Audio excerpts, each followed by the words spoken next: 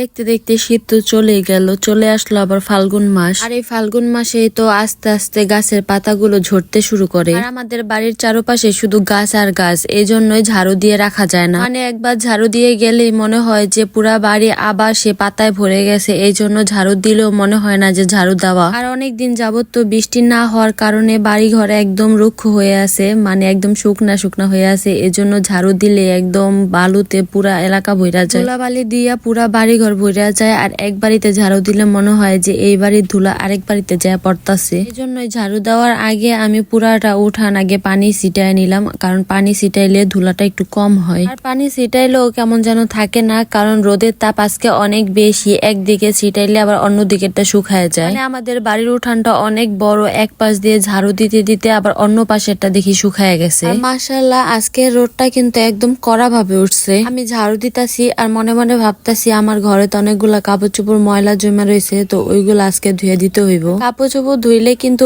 এক রোদ্রে না শুকাইলে আমার কাছে একদমই ভালো লাগে না। তবে এই শীতকালের কিন্তু রোদটা বেশি তাপ থাকে না, এজন্য সকাল সকাল ধুয়ে দিতে হয়, কারণ সারাক্ষণ তো থাকে না, দুপুরের পরে আবার রোদটা চলে যায়। আর এখন তো ফাল্গুন চলে আসছে, আর এখন একটু একটু ভালোই রোদ থাকতেছে, আর রোদের প্রচন্ড তাপ। আর এই যে কোনো কাজে ভিডিও করতে গেলে কিন্তু খুব দেরি হয়ে যায়, জন্য আমি বড় উঠানটা পুরাটা ঝাড়ু দেওয়া তোমাদেরকে দেখাইলাম না। আর আমার পেজে এতবার আমার ঝাড়ু দেওয়ার ভিডিও আছে যে তোমাদের সবার মনে হয় মুখস্থ হয়ে গেছে যে আমার কোন সাইডে কি আছে, এই জন্য পুরাটা উঠান তোমাদের ঝাড়ু দেওয়া দেখাইলাম না। তবে ঝাড়ু দেওয়ার পরে কিন্তু দেখাই দিলাম। মাশাআল্লাহ ঝাড়ু দেওয়ার পর কত সুন্দর লাগতেছে পরিবেশটা। এই যে দেখো বড় উঠান ঝাড়ু দিয়ে আবার চলে আসছি ছোট উঠান ঝাড়ু দেওয়ার জন্য। তবে ছোট উঠানটা কিন্তু আমি আগেই পানি দিয়ে ভিজিয়ে নিছিলাম, তবে সেটা শুকায়া গেছে, কারণ আমার বড় উঠান ঝাড়ু দিতে দিতে ছোট উঠানটা একদম শুকায়া গেছে। আবার সে ধুলাই হয়ে গেছে, এজন্য আবার ঝাড়ু দিতে যায় দেখি যে প্রচন্ড ধুলাবালি উঠতেছিল, তাই আবার নতুন করে আবার পানি দিয়ে দিলাম। এখন আবার একটু ধুলাটা কমই উঠবো।